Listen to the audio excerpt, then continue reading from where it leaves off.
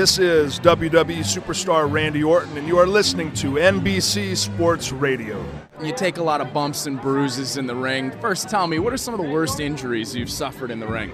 I broke my foot, mangled it with several dislocations and breaks. That was in '03. Ruptured a disc 2 years ago. That's kind of an ongoing thing, and I had 2 major surgeries on my shoulders. Just to kind of start the list, but I don't want to bore you. So the people who say, oh, it's fake, these guys aren't athletes, what would you say to somebody like that? Oh, they piss me off. I have to stay. When people say that, I'll get in trouble. I have to turn around and just bite my tongue because it's just ignorance. It's entertainment. People see Hollywood movies and think, no one's getting touched. It's fake. It's predetermined. I get why they call it fake. But man, if they were in there, if they just took one bump and realize it's like a small car accident with the whiplash and everything. You do that for 10 years and it can mess you up. But yeah, the bumps hurt. Some nights are better than others, but you're always icing your body and you're always sore. And I'm always doing prehab and rehab. It's a daily thing. What's a typical workout for you like in the gym? Well, like yesterday I did, what did I do?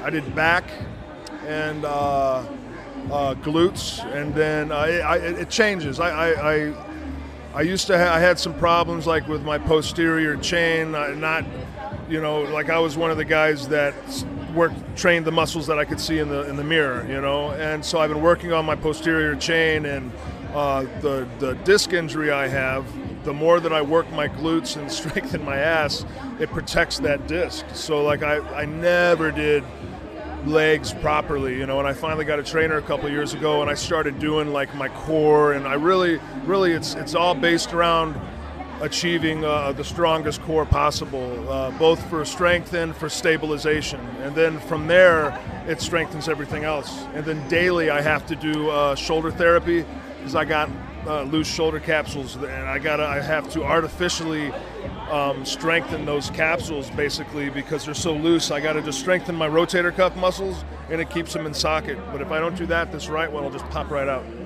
The fans see the glitz and the glam, but what they don't see is the struggle you guys go through before you make it to the level you're at now in WWE. Talk about that, where you're not making much money and you're going to bad restaurants and in crappy hotel rooms. Right, yeah, no, for most everybody when they start out, the rental cars, you're packed 4 to a car, and the pay, you might not be on every show, you might be not used on TV consistently, and you're barely making enough money to work because you have so many road expenses, hotel, rental car, food, just to name a few.